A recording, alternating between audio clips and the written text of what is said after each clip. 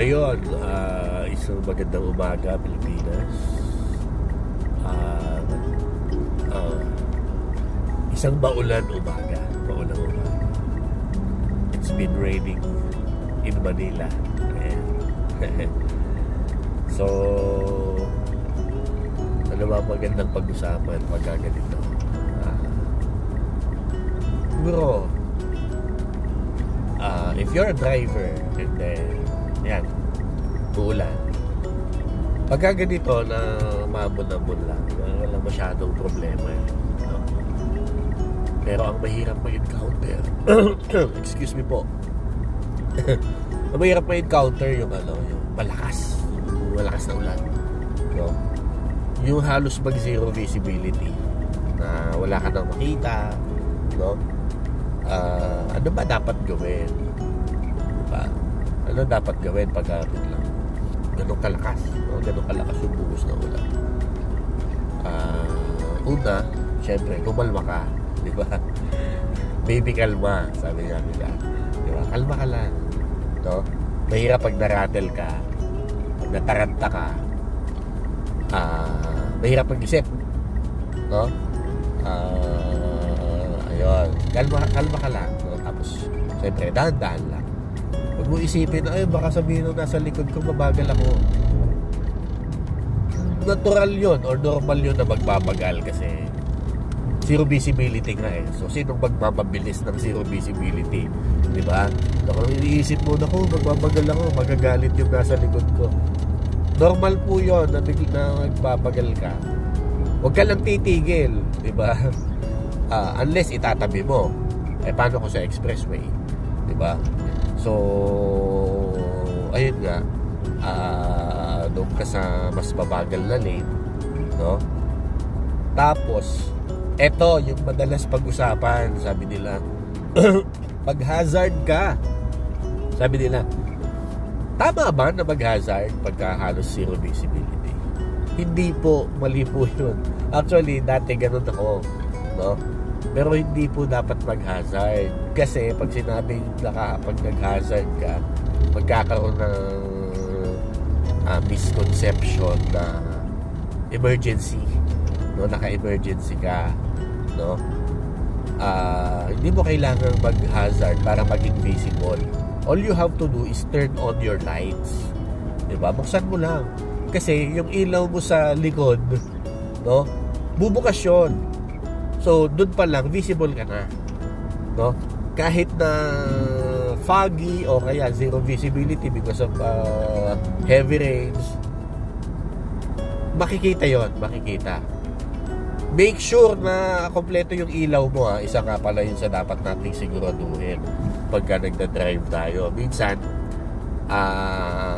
may time na hindi ko na malayan, sira na pala yung pundido na pala yung isang ilaw ko sa likod. Buti na lang may nakapansin, no? So hindi mo kailangan na tawag dito na mag-hazard, no? Yung nagbi-blink, hindi ganon. Mali pala yun, no? Sa mo lang yung ilaw mo, and automatically bukas yung ilaw mo sa likod, no?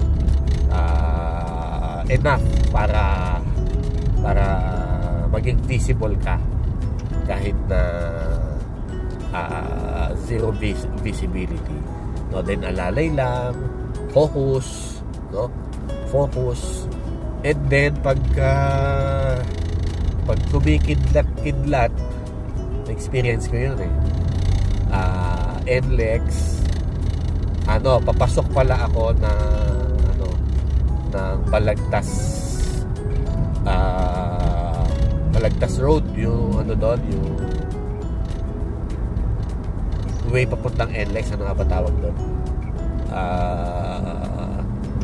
Yung pagpasok na yun ng ang lakas ng ulan, tapos kumikidlat. Ano gagawin? Pagdasal. Manalangin.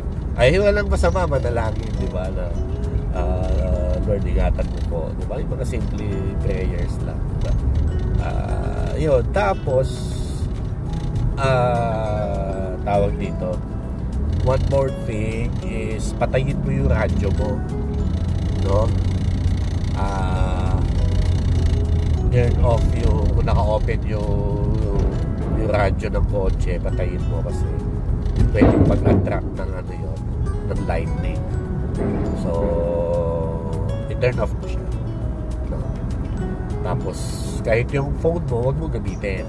Kung nagsi-cellphone ka that time, itago muna kasi nag-a-attract ng ano yun, ng kidlat. So patayin mo. Paano po pag tinamaan yung kotse ng kidlat? Patay na ba kami agad? Hindi, grabe ka naman. Hindi. Kasi oo, made of metal yung sasakyan natin, pero maapektuhan ka nun kung nakahawa ka sa bakal. So ito naman, may mga areas naman na ano, hindi directly na nakahawa ka sa bakal, so safe ka pa rin, diba? Syempre nakakatakot nga lang makidlatan yung sasakyan, diba? Hindi natin alam, baka mabasag yung windshield, yun, medyo mabigat yun, no? Pero yun nga, diba, parang bihira naman, napakabihira akong makakita na sasakyan na tinamaan ng kidlat. Pero syempre kailangan mo pa rin maging safe kasi syempre may possibility pa rin, diba?